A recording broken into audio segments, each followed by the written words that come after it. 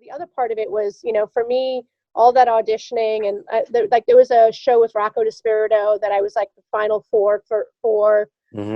All of that for me was about exposing the region to at least the rest of New York. Like, as you said, upstate what? My good friend, Sam Buyskes. Sam, how are you? Doing pretty good. Getting a little tired of the gray, cold, dreary days that we've been having. Yeah, it's been really up and down, and then it gets really crappy. Are you in quarantine, or are you working? Are you getting out of the house? So I am not in quarantine. I am getting out of the house. I'm doing some curbside pickup, small dinner stuff for some private clients a couple nights a week. And then on the weekends, on Fridays, I'm cooking to help feed our community. So through Blueprint Geneva, we're fundraising and feeding about 200 people every Saturday. So I'm doing that in a sort of controlled environment. We're using the local Methodist church that's across the street from where I live, actually. They're run by Catholic Charities, and they're letting us use the kitchen to prepare the meal, and then we give the food out from the church on Saturdays. And the idea is that half of the meals are purchased by those who can. Helps fund the following week because there isn't a lot of money in the community to sort of source and buy food. So let's go back in time. Yay. You are from South. Yeah, right. Let's go back in time. Let's do that. You were born in South Africa. I was. Whereabouts? Yeah. I was born in Bethlehem, South Africa. And what recognizable area would that be? So Bethlehem is outside of Johannesburg. Okay. By a couple hours. So central Southern Africa, very much very agricultural. Very small town, small farming town primarily. How old were you when you came to America? 15. And how did that happen? Did you run away from home, or did your parents come here? My mother's second marriage was to a geologist from Buffalo, New York. The connection, yes. Yeah, in the height of apartheid, he had been away from the country from the U.S. and wanted to return. His mom was in her 70s at that time, which now doesn't seem that old, but at that point, it did. But based on what was going on with the country being in the middle of apartheid, my mom and him made the decision to immigrate, or for him to return to the U.S. And Cheektowaga, which is a suburb of Buffalo, is where he was from. And so Buffalo was where we immigrated to in 1987. So you went from the beautiful weather of South Africa to Buffalo, New York. That must have been a little bit of a culture shock for you. I have friends from Puerto Rico that moved to Rochester, and I said, "Are you really sure you want to live in Rochester?" Quite the culture shock to go to Buffalo. Yeah. Although actually, I love Buffalo. There's something about East Coast, cold weather. I know what you mean. Yeah. Blue collar towns. Yeah. I mean, I'm from New Haven, Connecticut, which is a total blue collar town. Yes, it has Yale. People think, oh, Yale is New Haven, but Yale is a part of New Haven. But New Haven actually has the largest percentage of Italian Americans of any major city in the country. It's definitely a working class. Was a big factory town. So you find yourself in Buffalo at 16. Obviously, you finished school. How did you enter this world of making food? Well, I mean, so my first job in Buffalo was working at Ponderosa as a waitress. Oh, wow. I used to love going there. I would go there when I was 16 or 17. We'd get really stoned and go to Ponderosa and hit the salad bar. Yeah. Right? And the Sunday bar. Yeah. We'd have like one chopped sirloin steak between us and eat 10 pounds of chickpeas with blue cheese dressing and Bake-Ovs on them. I know, right? That shit was so good. My favorite was the broccoli cheese soup. It used to come in like a silver foil bag. You just open it and warm it. But cooking 101. I started at Ponderosa when I was 17, and I've always sort of, probably because of my my mom being an entrepreneur and a self-starter, I kind of like interested. I worked like every possible position in Ponderosa, Yeah. like I was like, okay, I'm like going to be a waitress. But then one day, like the cashier called out and I cashiered, and the line cook called out and I, took ribeyes out of the sealed plastic, bag, marinated bag, and, threw it on the grill, kind of thing. Mhm. But I really got my start then, but and just, worked through that, but moved to Atlanta, Georgia, halfway through college because of a relationship, and started working at the Cheesecake Factory Corporation. Oh, wow.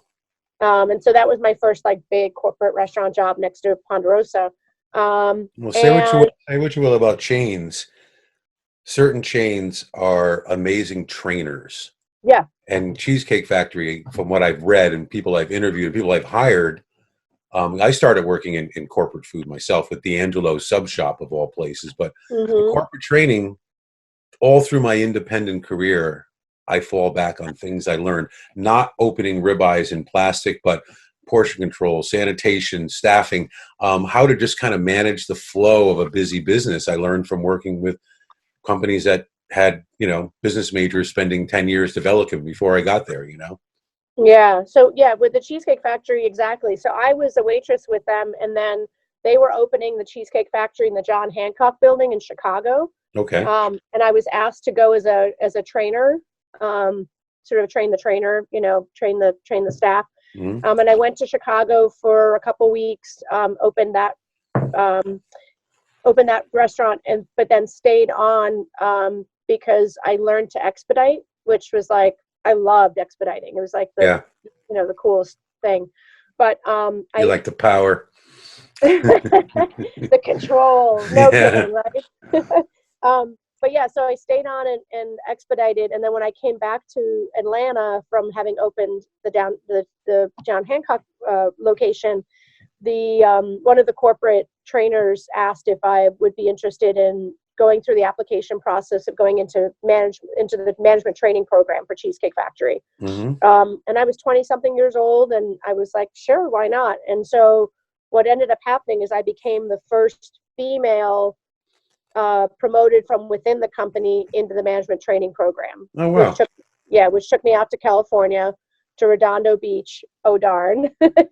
Oh, where the violins are playing. I know, where I lived for 7 weeks and went through the training program, which with the Cheesecake Factory, like you said, like those corporate restaurants, particularly somebody like them, was super intense. We spent 7 days in the kitchen, training with the saucier, the prep cooks, I still have my recipe books from that time. Like everything about their company was like dialed in. There were flavor profiles and portion control and just like super intense training. Portion control, i.e., very big. Right? Yeah, exactly. But I spent after that training, I spent 6 years with them, traveling across the country, and became an opening restaurant manager for them. And sort of all focused on front of the house, but because of the training that they require and because of the structure that they set up for managers, you're cooking every single day. Like when you go in, you're required to make a drink every day from the bar menu. You're required to make a menu item, and then you sit down with the managers at shift change and you taste everything that you've made, so that like consistency was the biggest thing, right? So that if you walk by a table and you look at the sun-dried tomato chicken pasta, and it's a half size, it looks exactly the way it's supposed to look. Yeah, so that's important. Yeah, that's important even for independence. I mean, I run my businesses that way for 30 years as a chef and a chef owner and a chef consultant. And it's funny, sometimes I get blowback from like younger cooks who are like, wow, this is like too structured. And I'm like, well, that's how you get paid every week. And we keep getting paid, is that, we have some room for creativity, and we have, I always tell them that 90% of the menu has to be locked down, consistent, and 10% can be experimental. And that way you'll keep your regular customer base, which builds your business. And the chains all know that. And I'm not a chain, but I think that mentality is really good. So you did Cheesecake Factory. obviously that wet your whistle on traveling. We'll get to that in a little bit, but where did you go from there? When did you really move into a kitchen? So I was, the last position where I was working for Cheesecake Factory was in Cambridge, Massachusetts. Oh, my favorite place. I lived there for about 6 years. Gotcha. Yeah, I was in Boston for about 2. So this was late 90s, right before Y2K. And I was 20, what was I then? I don't know, 26 maybe, 27. And I was burned out. I had been, 6 years of 80 plus hours a week, opening restaurants all over the country, traveling and seeing cool places. But other people my age were like out having fun, what I mean? And I was climbing that corporate chain. Like my next spot was, I was supposed to go to Vegas and then to San Diego as a general manager. And there was something that I knew about myself, that Vegas was not going to be the place for me to go, because I was afraid of going to Vegas. Just that's like, there's family health history stuff and alcoholism and gambling and, that kind of stuff. All the fun stuff. Yes. Stay away. Run away. Monty Python. Run away. Right. But I decided to leave my employment with the Cheesecake Factory just because I was just, I was like, at this age, wasn't really necessarily ready to sort of, lock down into a general manager position. Although the most I ever made was during that time, like even to this day, Yeah. Hey, well, let me ask you a question. Was it a rumor, but were they leasing BMWs for managers at one point? Yep. Yeah, that was right. That was right around the time that I left. That is correct. That's an incentive. Probably cost the company on a group lease like $250 a month to rent them, but it made you feel like. And that's one of the things that chains do, relating to your story. And I did the same thing. I moved up with D'Angelo's. I was the youngest manager in the history of the company. There's a lot of people that go into working for chains that are just going for a paycheck. And then there are people who go in looking for a paycheck that actually have brains. And they find the people with brains like you and like me and feed our little egos by giving us perks and giving us a little bit of a little bit of power, a little bit of we feel important, so we stick with it. And that's a funny trick, isn't it? Yeah. It's like, I'm a badass. I'm 25. I got a Beamer. I'm making enough money, and I'm working how many hours a week? 1,000. Yeah, exactly. Yeah. I mean, when I opened the Cheesecake Factory in the John Hancock building in Chicago, my opening bonus was like, a $1,500 check. And I'd never gotten a check for that much money, because I stayed on. And I was just like, I went on the shopping spree. Like I was doing the Julia Roberts, like that's out of my nature, kind of thing. But, just to underneath all of that, I've been cooking since I was 4. Like I've been in love with food since I was 4. And I've always like experimented and played with food. But it was just, the trajectory was that I spent most of my, up until 2000, my time in the front of the house. It was just kind of the way that it happened. I was simultaneously going to college for nutrition. I was working as a personal trainer, and I was, working in these establishments, kind of the money was in the front of the house, as we know that, right? Right. The quick money for sure. Yeah. Yeah. And, even as a manager for Cheesecake Factory, like, I left at 26 years old making $75,000, 20 years ago. Imagine what I'd be making now. Like I still have friends that I worked with that are working for them. But anyway, when I left the Cheesecake Factory, I went to work did you ever go to Sunset Grill and Tap? I know of it. I don't think I may have. I don't know. I know of it though. Yes. Yeah. So I waitressed for them, and they had a couple restaurant locations in the Alston, Brighton area there. And he had the owner had a pasta restaurant across the street called Six Burner Cafe, and he had a 6-burner stove hanging over the entrance of the restaurant. and the concept was upscale pasta at college prices, because he was trying to target the the BU kids there, right. in Boston College. But he asked me if I was interested in taking over the kitchen. He had all the recipes in place, and it was I just had to follow his recipes and run his kitchen for him, which he knew that I loved cooking, knew I'd been doing catering on the side and different things like that, living in Boston after I left the Cheesecake Factory. And he gave me, leadership of that kitchen. And then slowly over time, like I still have my first book here, I started to write my own specials, you know, and that was really what I started in 1999 was the first time that I actually switched to the back of the house and started cooking. Yeah, that happens at a certain point. I do think I want to make a point, and I want to make a point to a lot of chefs out there. Working the front of the house is one of the most important things you can do as a chef, because you get a different perspective on what the restaurant is all about. I have people that have done both with me, and they're some of my most valuable employees, because when that manager comes in and says, hey man, I need table 205's salmon now, you don't give them chef attitude. You understand what's going on. You have empathy for the server, for the customer, and all that stuff. And I think that's really, really important. And I think every chef should work front of the house at one point in their career. You know, it's part of the Cheesecake Factory's training was that you trained in every single position. Yeah. You know, you were a busboy, you were a waitress, you were a bartender, you were a dishwasher. Yeah, when I worked for Roti in the East Village that had Sugar Reef, Tortilla Flats, Gulf Coast, Cowgirl Hall of Fame. They were a legendary theme restaurant group. Same thing. They said, would you like, I went in and applied for a busboy job, believe it or not, when I moved back to the city. I just wanted something. And they looked at my resume and let me, after about a week, they said, we want to train you as a manager. I said, great. She goes, go meet the dishwashers. And I had to wash dishes for 2 nights. I worked like every station, the same thing.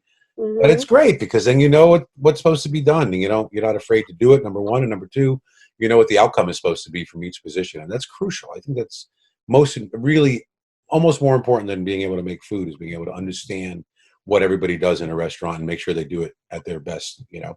All right, so it's around 2000. You're cooking. What's next for Sam? I have a longtime friend in Buffalo who I worked for years ago, who I went back to work for just to kind of like get my feet wet.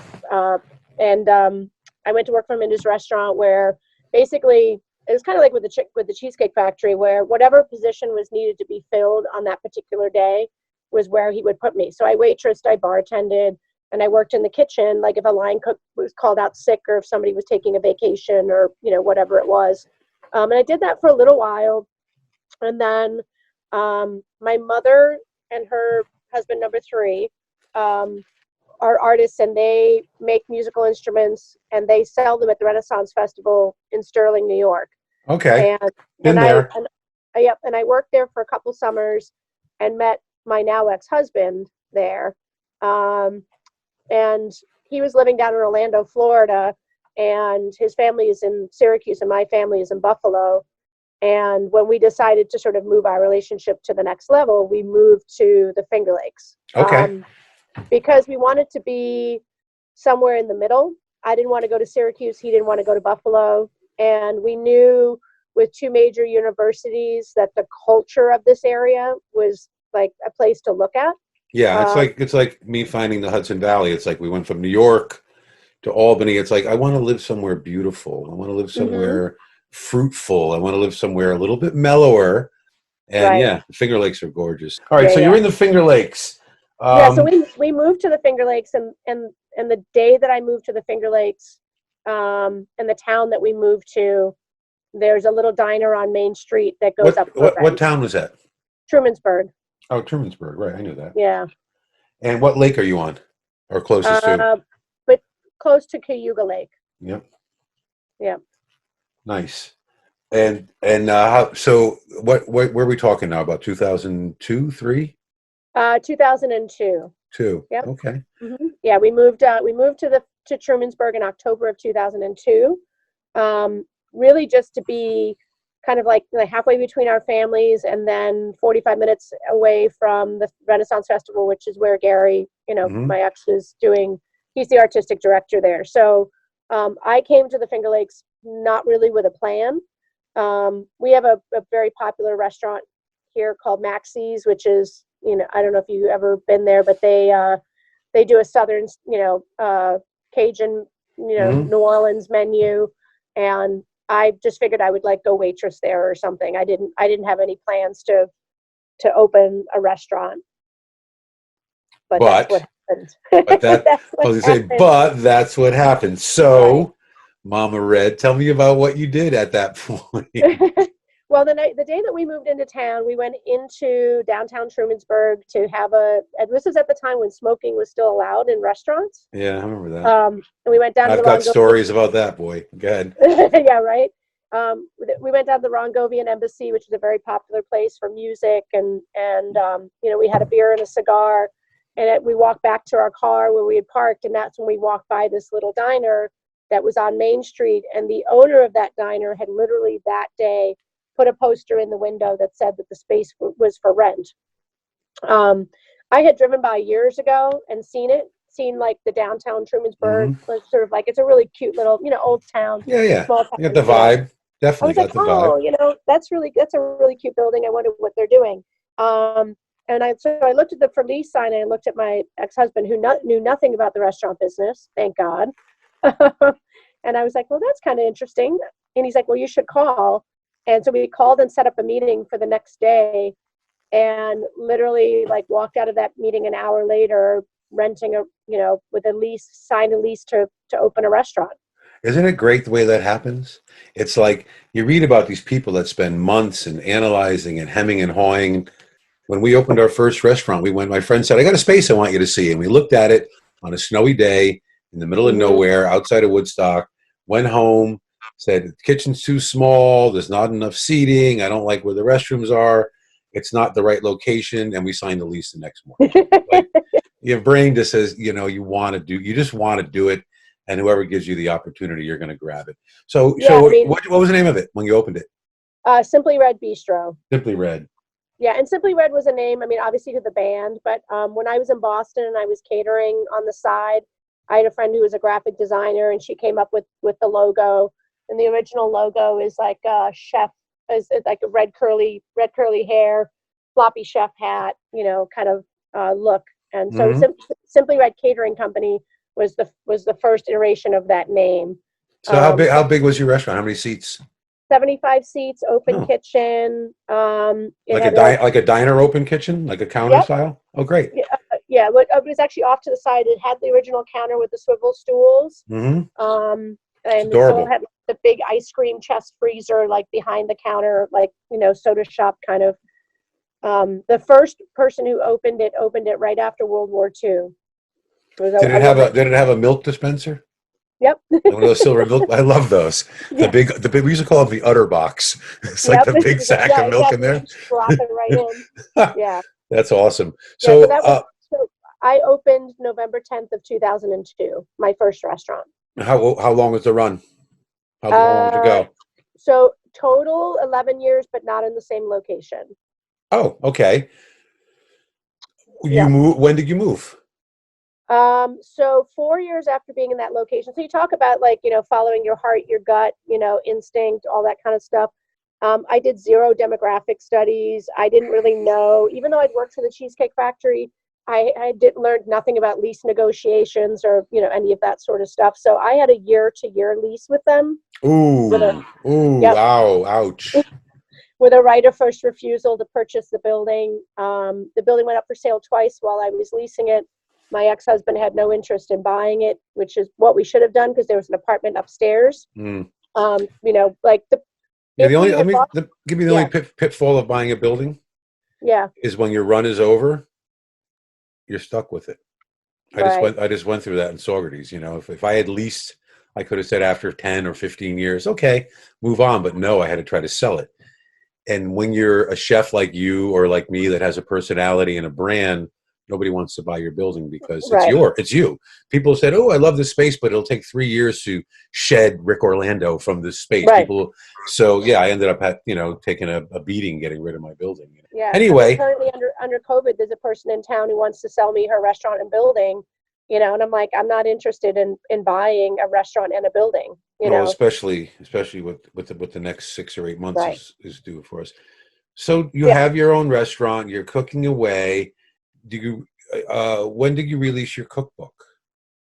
So what happened was that building went up for sale. There's a couple that bought it. They came from Philadelphia. They are chefs. They moved in upstairs and they wanted to open their own restaurant. They wanted a couple years before they would do that. So they were like, oh, we'll give you 2 more years on your lease. And I'm like, I'm not going to stay here for 2 more years while you're living upstairs. Like, watching what I'm doing. Like, no, so Sheldrake Point Vineyard approached me about moving the restaurant concept there, and had a space that, like, we had a designer, all that kind of stuff. So when I moved the restaurant to Sheldrake, was when I wrote the book, Okay.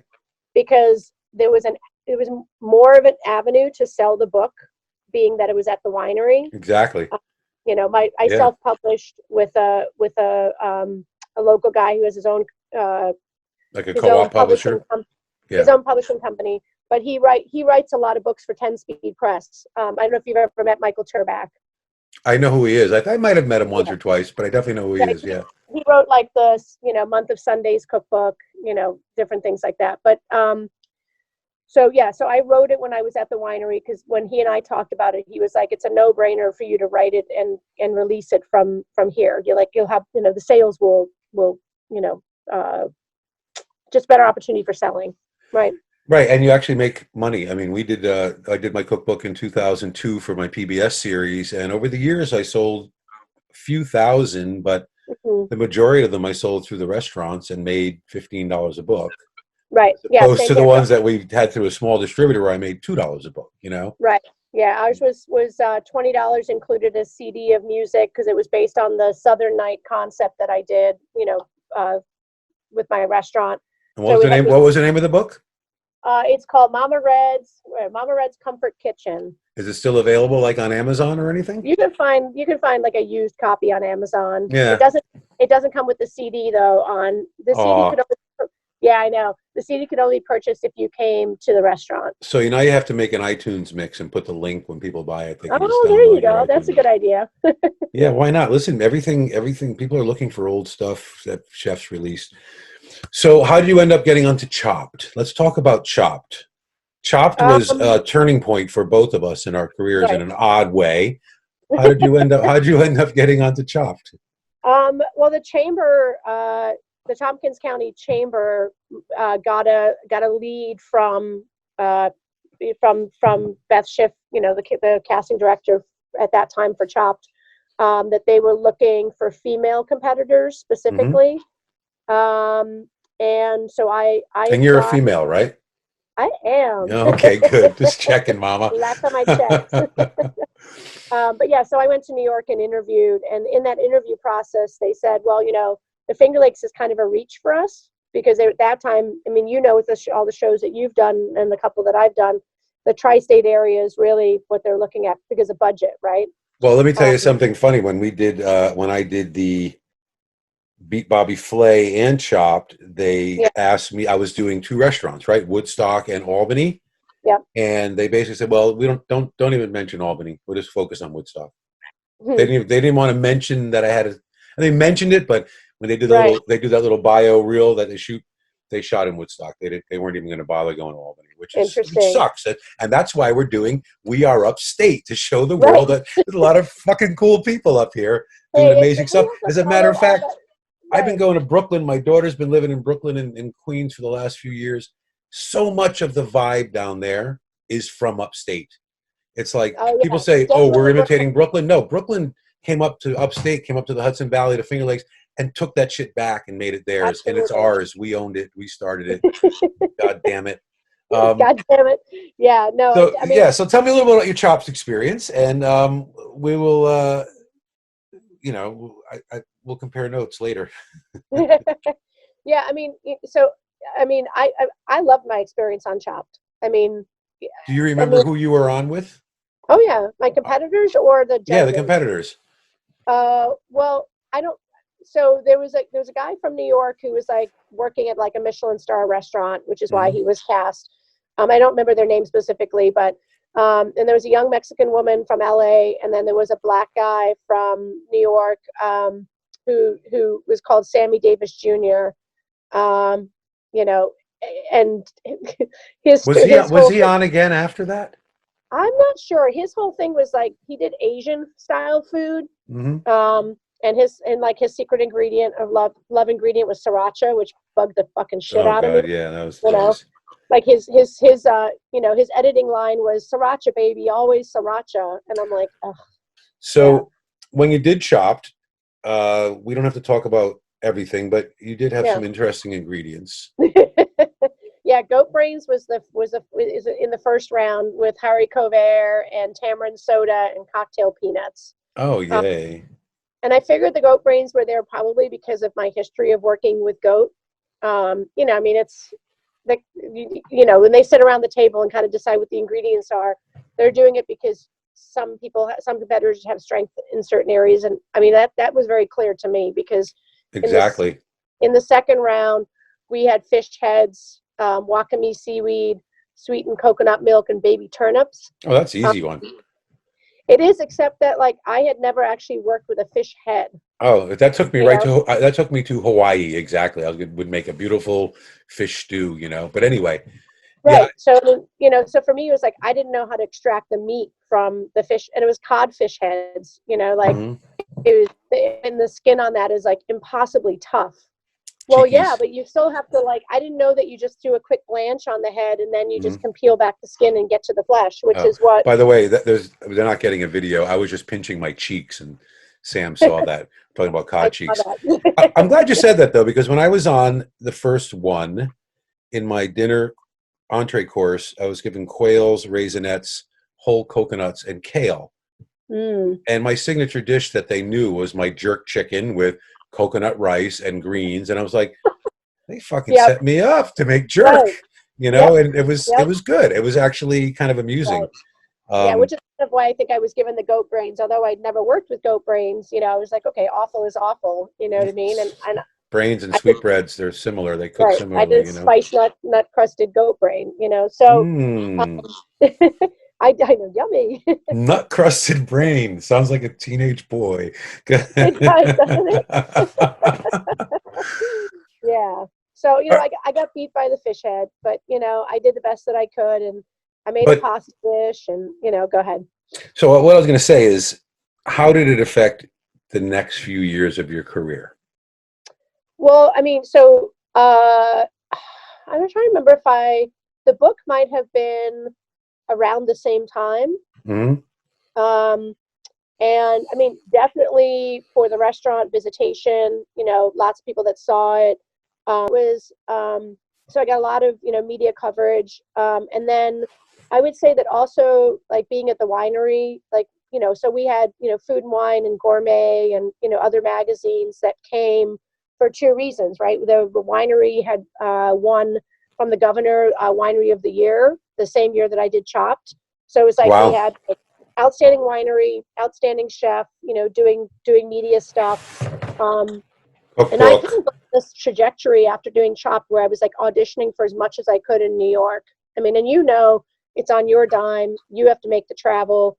You have to want to have the commitment. But, you know, I was auditioning for Next Food Network Star and who else? There was, well, I mean, I did Rewrap, which you did as well. That was the worst show ever. And you know what's really depressing about that show? I don't want to slag the Food Network. That show was kind of a preview of where the Food Network was going. Yeah. Just like cheesy, campy competition shows with no substance. I hated. That's the only thing I've ever done nationally that I did not promote. Yeah, no, I would agree. And it's like, I saw the video once, and the quality of the footage was like, you know, whole thing. it was. And that was you know, ridiculous. I did it because, you know, as Chop really helped. Being a small business owner in a remote area of Woodstock, not remote, but, you know, not in a big city, Chop really helped my business. Our business went up during the season, during the tourist season, 15 or 20%.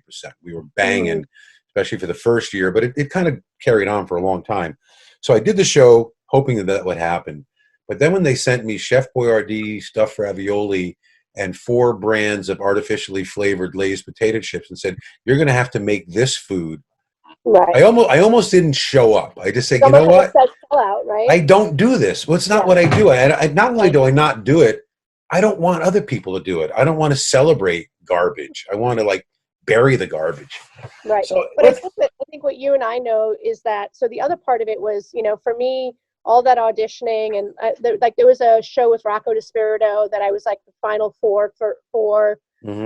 All of that for me was about exposing the region to the rest of, at least the rest of New York. Like, as you said, like, you know, upstate what? Like, when the producers for Chopped came and did the bio shooting in the Finger Lakes, they had never been to the Finger Lakes. Of Like, course. the Food Network wasn't even thinking about the Finger Lakes as an area, as a region of New York. You know what I mean? Well, I And know. we're blown away. And so now it's like, you and I know, like, we lay these paths, and it opens up the possibility for so many other people. You know, there's been many other competitors on Bravo and other networks. You know, I know that, like, because of the work that I did in getting on a national show like that, and like Deb Whiting, who's not with us anymore, who passed, who competed as well, because we were doing that as ambassadors to the region, Right. and really trying to get people to think about this other place that's 4.5 hours away. We are the pioneers, my friend. Right. Although there were pioneers before us too, but No, of course, none of but those. we are definitely the Like, one. Our generation, the cooks that came up and really established ourselves late '90s through the probably about 2007, 2008, when the food revolution was really exploding as far as media goes. Yeah, we were the right age, the right place, the right time. I recently, not recently, probably a year or two ago, sent a treatment to the Food Network, and they said, "You do not fit our age profile." That was right, the now we're too response. old.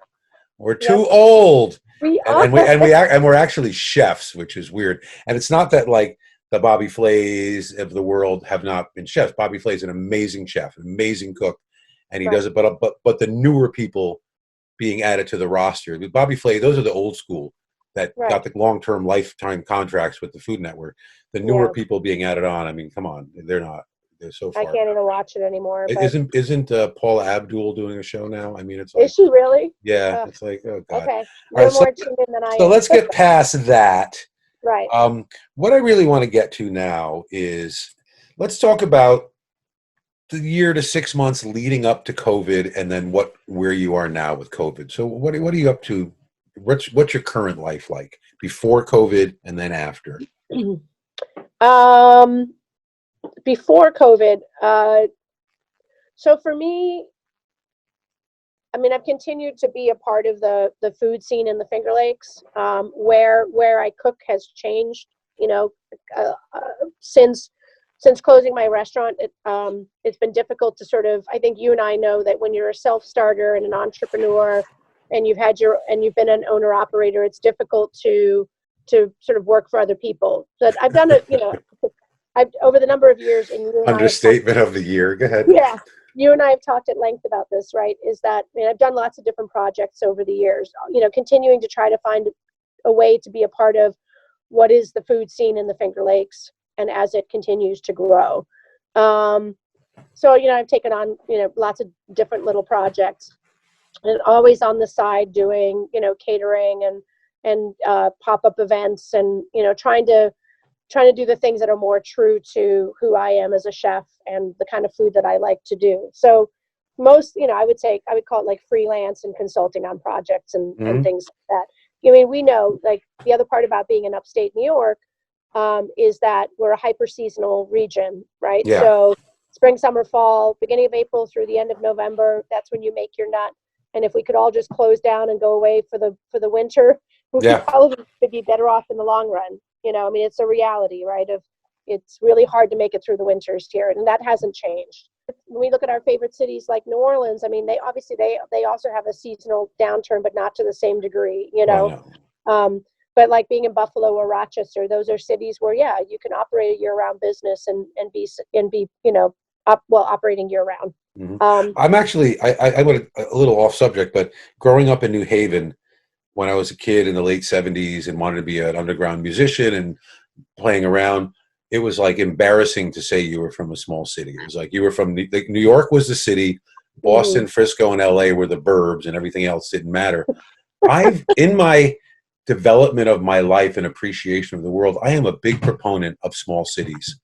You know, cities about 100,000. I mean, not too small because you still struggle. But, you know, the New Havens, the Albanys, even, you know, Springfields, there's a lot of community support for the business, but it is year round. And I think small cities have been a place where a lot of people who've been displaced by the expense of living in Boston and New York, you can't afford to be there if you're an artist anymore, unless you have an endowment or rich parents. And those people usually don't make good art. People who make good art are a little hungry, Right. a little on the fringe. You know, you Right. can't live in Soho anymore unless you've got, you know, a ton of money or are homeless, one or the other. So the small cities have really absorbed a lot of really interesting and smart people, and I like that Yeah. about it, you know. Anyway, so you've been doing consulting and pop-ups, and pop-ups are a trip. I mean, I do my share of them. They're definitely Yep. a lot of work, and then it happens all at once and it's over. It's like, oh, wow. Yep. Same thing as catering, right? Well, Kate, let's talk about now. I mean, Yeah. I was just on a phone call with Dominic Pernomo, who is a rep for the New York Restaurant Association, and he was saying that the protocol that they're looking to put into place for restaurants in New York, and it may be different for you in the Finger Lakes because it's a little sparser, but are 25% of your legal capacity, not your seats, your legal capacity, including employees, is all to be allowed in the restaurant. 25. 25, no bars, no sitting at a bar. You can sell liquor, no sitting at a bar. Tables have to be 10 feet apart. Temperature has to be taken of everyone coming in the building, and no assemblages over 50, no matter how big your restaurant is. How will that affect catering for you? I mean, all of that is off the table. I mean, we've been, so the Cracker Factory is a place that I do pop-ups, and they're an event space. They're a beautiful event space.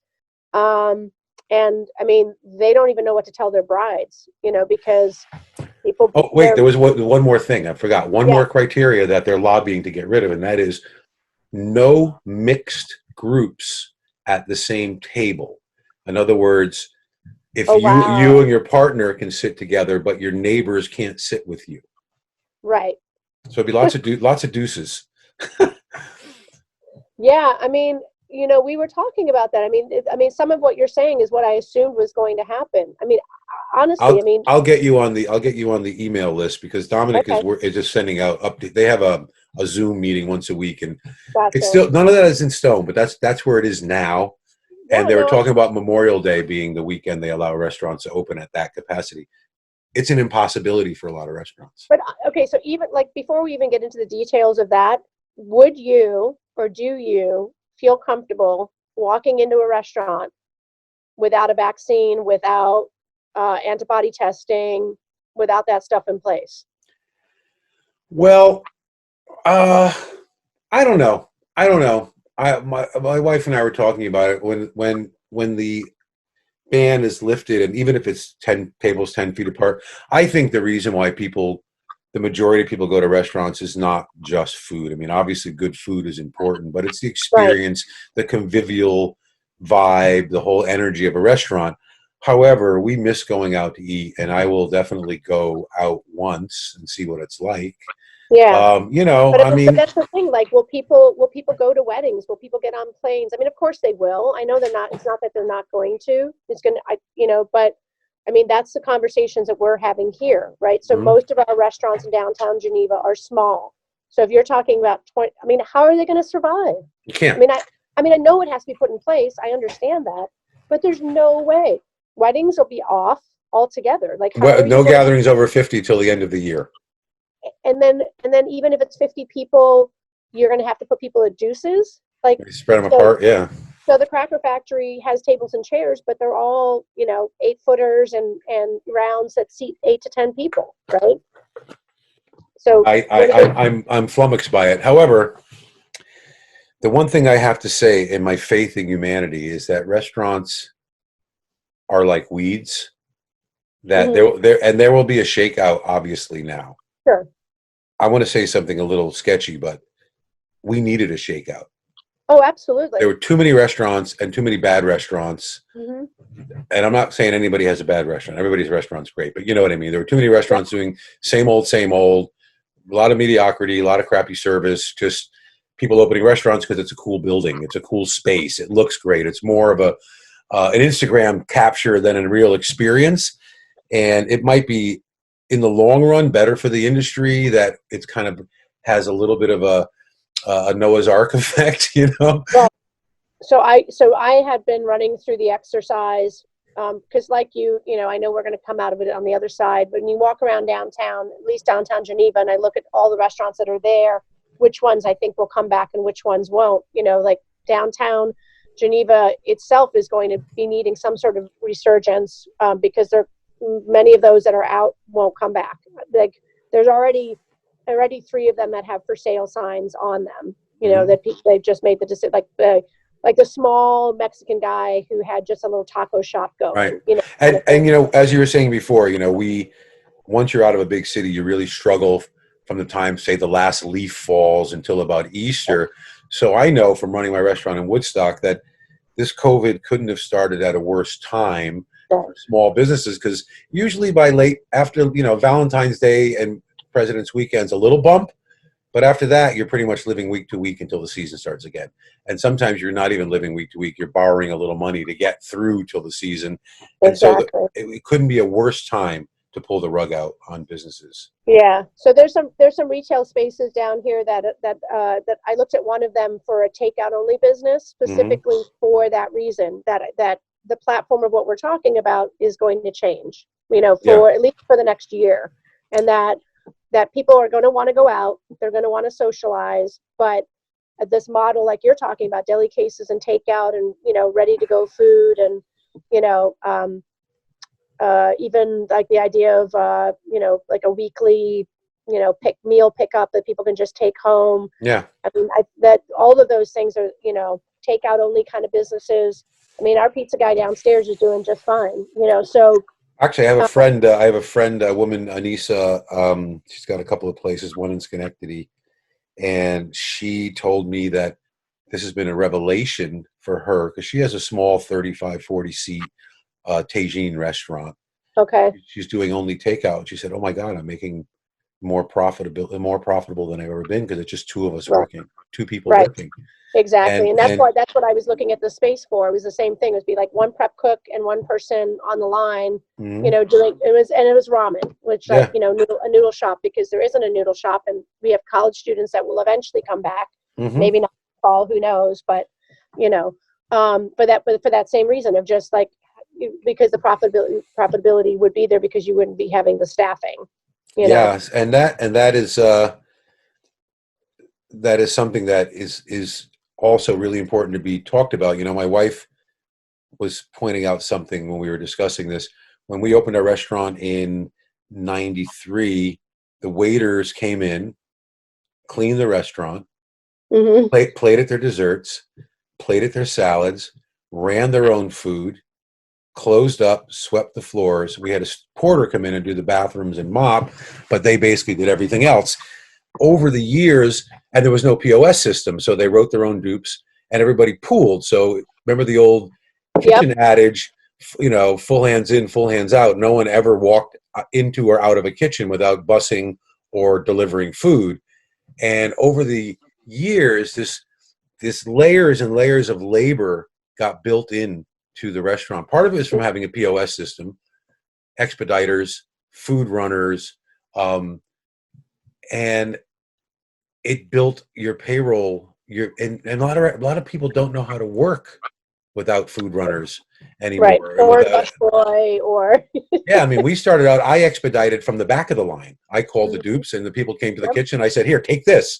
Now take this table." And that's the way it was old school. We were able to do 150 dinners with 5 waiters and 3 cooks and a dishwasher, and it got to the point by the time COVID hit.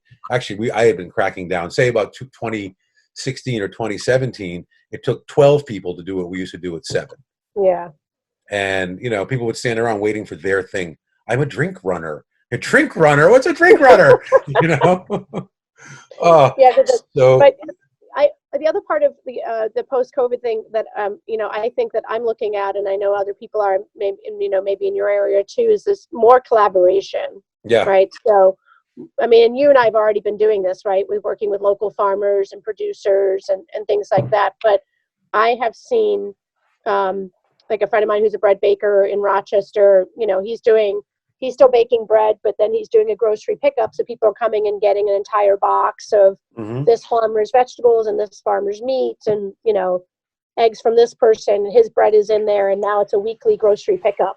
So, Yeah, and I think that's also going to be economically driven because when after our first month of being on lockdown, I realized yeah, that I probably spent a minimum of $1,000 less on food huh? because I By not wasn't going out? by not going out and not drinking. You know, if I go out to dinner with my wife and we have a cocktail and a glass of wine, that alone is $50, right? Right. So dinner is like $100 minimum with a tip, and it allows people who are, you know, in a different financial place actually to buy better quality food, to buy local food. I've been doing some videos, and I've been using Don Hmm. Lewis's Wild Hive flowers, and I've been recommending him to people, and people are buying this locally milled awesome flour for probably about 3 times the amount of regular flour, but they're buying it. Right. Hey, they're not spending the money. They might as well buy good products. So I think and the farmers markets are open. Yep. And They're open, but under very strict stipulations. oh, Ours are, sure, yeah. plexiglass and all that kind of stuff. But Well, they're also still, like every other booth. Like the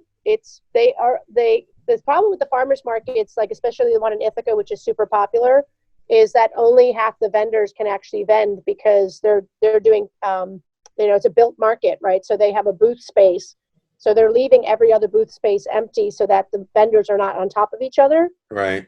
So now you have only half the vendors being able to sell at the market. So they're trying to figure out how do you get everybody back to the market. I'm going to say kind of sadly, but the reality is that people like us coming up with ways to sell things online, we can start our own little radio show. Fuck it, I you know? know, right? We should. Yeah, it'd be great. And this Zoom works really well. You just got to Right. set your camera up, and I'm using my desktop Mac, which is nice because I get a bigger, bigger image than a phone, Yeah, but you're small. small to you. Yeah. Yeah. Um, Anyway, you were saying well, I just want to touch base on travel. just yeah. What I'll ask you is basically list. I know you've traveled a lot. List some places you've been to, and then give me your 3 favorite places that you've been. Okay. So Sam, I know you and I both love to travel, and unfortunately for me, I raised my 3 kids and had a restaurant for a long time, so I really didn't get to start traveling extensively till about 8 or 10 years ago, maybe around 2010. I mean, I've traveled before that, but not like I'm doing now. Where have you been in the last 4 or 5 years, and what places have you just totally fallen in love with that you just want to be there all the time? Well, Italy is definitely on the top of the list, right? Yeah. So I did 8 years or 9 years in a row of a culinary tour every year. And the first time that I went as the culinary advisor on a culinary tour, I'd never been to Italy, and just fell in love with it. And probably just because, well, I mean, we all know, but those of us who have been, the culture, the people, the way Hmm. of life, it reminded me a lot of, growing up in South Africa. So, I mean, I can't say like one place specifically, although Sicily really spoke to me Me too. deeply. Yeah. Yeah. And mostly probably because of the Mediterranean and Middle Eastern influences, like from the early settlers of Sicily. Yeah. That Exactly. you see that throughout the menus everywhere. And Also, because I think first of all, it's a stunningly beautiful place, and the people are really kind of amazingly funky. But Sicily is a great underdog, mhm. and I think people like you and I are attracted to the underdog. We are. Sicily is an underdog. People say, "Oh, Sicily's poor. Sicily's the mafia." Sicily is so much more. Sicily is so rich in so many ways. What about in America? Well, so the first city I fell in love with in America was Chicago. When I Hmm. went to open that cheesecake factory, and then I went back and lived there and opened another cheesecake factory. So I spent some time in Chicago. But again, not agriculture, architecture, people, culture, music, right? The Hmm. blues. Like music's always been a big part of my life. So Yeah. music in Chicago, particularly like the time that I lived there, was like every weekend there was a different blues festival, block party, Hmm. kind of thing going on. And again, probably just because of the, like people that live in cities where there's like real winter, real cold. Mm. I think it creates a different breed of people. That's why I like Montreal for that reason. I still have yet to go to Montreal. But, Really? Oh, let's have a date. Let's go soon as that, this is over. I think is we the can probably borders go to open? Montreal. I don't think they're doing social distancing there. Yeah, Montreal is an amazing place for food, culture, attitude, and fucking winter. It is really cold there, and nobody cares. That's awesome. And then, of course, my third favorite place is New Orleans. Yeah. Like through and through and through. And again, for the same reason, cultural mix of people, music, food. You know, I mean, I was there in February to run my first half marathon in years, and yeah. Yeah, New Orleans is also like Sicily in a lot of ways, a bit of an underdog. Yep. I think that a lot of people don't really understand New Orleans. They stereotype it. They think it's just, get drunk, show your tits, all that kind of thing. And it has nothing to do with that. It's an amazing cultural center with a bizarre history. Again, similar to Sicily, where they've had not one or two, but numerous regimes. Oh, phone down. Yep. We're good. Yeah, New Orleans is a special place to me. And I'm actually, believe it or not, I had a food tour to Sicily scheduled for 2 weeks from now. It was scheduled for the first week of May. So the travel company I work with, See Italy Travel, told the people who were scheduled to go that they could use their deposit for another trip, but they were non-cash refundable. So I currently have a few people that wiggled out of it and whatever, did something else. But I currently have 6 to 8 people on the hook that want to go. And we are tentatively planning an early October trip to Sicily. Nice. I'm just hoping that the world says it's okay. There's not a lot of COVID in Sicily right now. It's right. I think by that time you'll be, I just have a feeling by that time, like things will be okay. Yeah. My son works for Scott's Cheap Flights.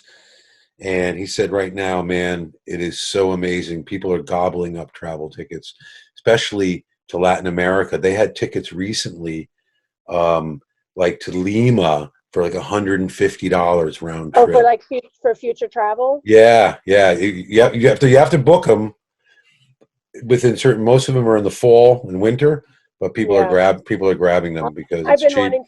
wanting to look back on or look at the pricing for South Africa, because of course that's where my family is, and my dad died last year unexpectedly, and we've been trying to figure out a time to get together, to have honor a memorial. him. Yeah, but his ashes are in St. Martin, so that's a whole nother story. But anyway. Well, Sam, listen, I kept you for an hour, 18 minutes. That's good. It's a good thing I paid. Lots of talking. Yeah, well, I paid for Zoom, so they let me go more than 40 minutes, which is good. Nice. I know, right? What we can do as lifestyle coaches, right? Okay, so you can't go out to restaurants anymore. Hang out with me online, and we'll make some food. Tell me about your food. Hang out with me online, and I'll tell you the history of tandoori ovens, whatever it is. Right. I think it's important for us to share all this knowledge, especially people who have been at it like us for a while. We've accumulated a lot of knowledge, and sharing it is a good way to keep people feeling okay about the limitations put on them. And depending on when this goes out, I mean, this is the time right now, because of how long it's been, that we really have to check in on each other. Yeah. Which I think we haven't, we haven't been, we're out there, you and I are out there definitely putting ourselves out there in different ways, but checking on your line cooks, checking on your fellow chefs, checking on your friends, because people are starting, the water is boiling right now. I feel we got to be cool.